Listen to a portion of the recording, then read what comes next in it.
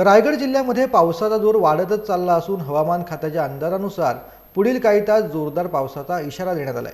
रायगड जिल्ह्यातील महाड पोलादपूर तालुक्यामध्ये आज पहाटेपासूनच मुसळधार पावसाची बॅटिंग सुरू असून नद्या नाले तुडुंब भरून वाहत आहेत। त्यामुळे जनजीवन देखील सध्या विस्कळीत झालंय। मुख्य अशी मानली जाणारी सावित्री नदी सध्या दुथडी भरून वाहते। पावसाचा जोर पुढील काही तास वाढत राहिला तर नदीला पूर येण्याची शक्यता देखील आता वर्तवली जाते।